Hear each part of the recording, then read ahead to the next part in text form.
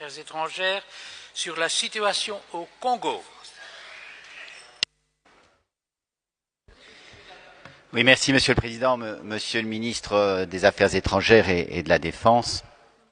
La situation politique en Belgique tendrait presque à nous faire oublier que la situation au Congo dégénère complètement. Il y a encore eu cette nuit l'incendie de dépôt à Kinshasa où il y avait des machines à voter et le régime Kabila accuse sans aucune preuve, de manière totalement farfelue, le candidat de l'opposition d'être derrière cet incendie.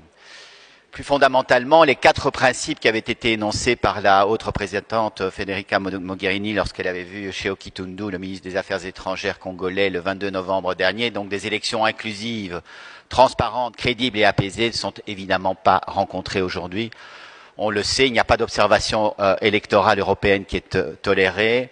La machine à voter, la fameuse machine à voter, les listes électorales posent toujours des inquiétudes très lourdes et il n'y a pas non plus évidemment d'apaisement, on le voit aujourd'hui à travers les tirs à l'égard et à l'encontre de certains candidats et notamment du candidat Martin Fayulu.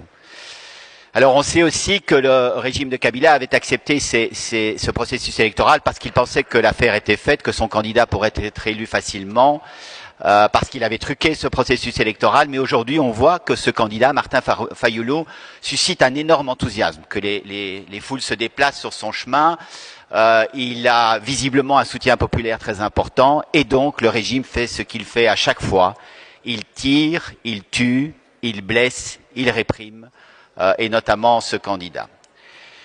Alors la question est de savoir ce qu'on peut faire effectivement par rapport à un tel processus, ce qu'on peut faire pour éviter encore plus de chaos, plus de violence, plus de répression. Et je sais que vous n'êtes pas restés les bras ballants, et je sais qu'on a parfois critiqué la Belgique et la diplomatie belge pour avoir été ferme au Congo, mais le risque est grand aujourd'hui qu'effectivement la situation dégénère encore plus au Congo. Alors je vous demande simplement, Monsieur le ministre des Affaires étrangères, quel est l'état actuel des discussions que vous avez avec vos collègues européens sur la situation au Congo? Quel est l'état également du soutien que nous pouvons apporter à la population congolaise, au processus électoral, et quel est le soutien et quelles sont les discussions qui peuvent avoir lieu au Conseil de sécurité par rapport à la situation actuelle au Congo? Je vous remercie.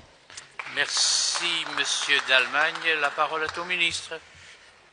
Merci, Monsieur le Président, chers collègues. Monsieur d'Allemagne, comme vous le savez, je suis avec beaucoup d'attention tout le processus qui doit mener maintenant des élections le 23 décembre, et depuis plusieurs années. Elles auraient dû avoir lieu en 2016 et même les accords de la Saint-Sylvestre n'ont pas pu être mis en œuvre pour des élections en 2017. Alors aujourd'hui, je suis particulièrement préoccupé par le durcissement des conditions de campagne. Il y a eu des incidents sérieux lors du passage par Lubumbashi du candidat à la présidentielle de la coalition Lamuka, c'est-à-dire un des principaux candidats d'opposition, vous l'avez cité, Martin Fayulu.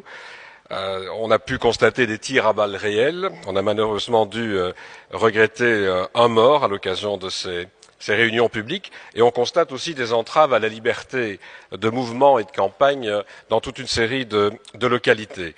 Alors dans ce climat tendu, vous demandez ce que l'on peut faire. Tout d'abord, je crois que la MONUSCO doit contribuer non seulement à faire la lumière sur les incidents, mais à tenter de protéger la population et de protéger le processus électoral en lui-même. C'est pourquoi, à l'instar de la représentante du secrétaire général des Nations Unies, Leïla Zerougui, j'ai appelé solennellement, et j'appelle encore solennellement, à respecter les droits de tous les candidats et de leurs militants, et à respecter les obligations internationales relatives aux droits humains dans le cadre de cette campagne. J'ai évidemment une pensée toute particulière pour les victimes décédées ou blessées qui sont présentes pendant ce processus.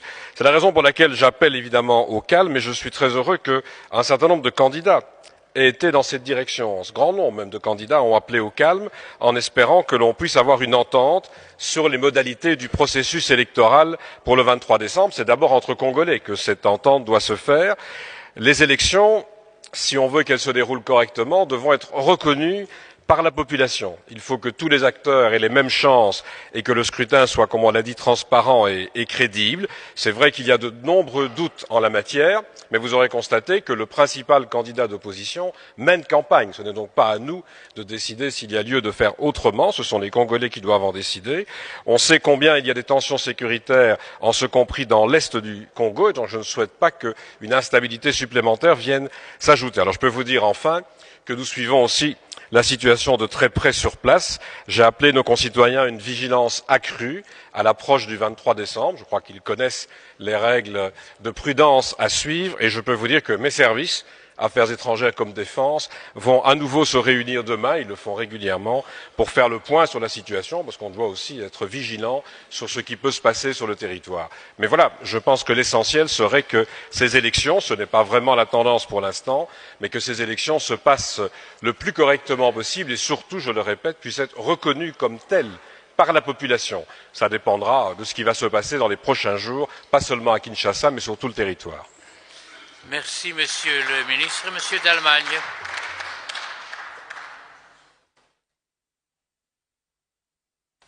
Oui, merci, Monsieur le ministre des Affaires étrangères. D'abord, je voudrais vous remercier de prendre les mesures qui s'imposent effectivement par rapport à la protection de nos concitoyens. C'est important, évidemment. Je voudrais aussi partager votre inquiétude par rapport à l'évolution de la situation au Congo. Nous sommes loin effectivement de pouvoir espérer que le 23 décembre il y ait effectivement un candidat qui soit légitimement élu au Congo.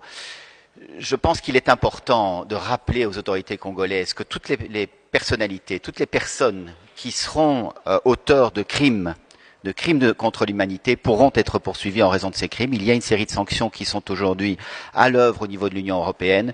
J'espère que nous continuerons dans cette voie. Je pense que les autorités congolaises doivent savoir qu'elles ne peuvent pas impunément tirer sur leur population, établir le chaos, provoquer encore plus de misère au sein de leur population sans que cela soit suivi d'effet. Je voudrais rappeler ici les mots du docteur Mukwege lorsqu'il a reçu son prix Nobel de la paix le 10 décembre dernier. Il a dit ceci, il appelait à la mobilisation de la communauté internationale.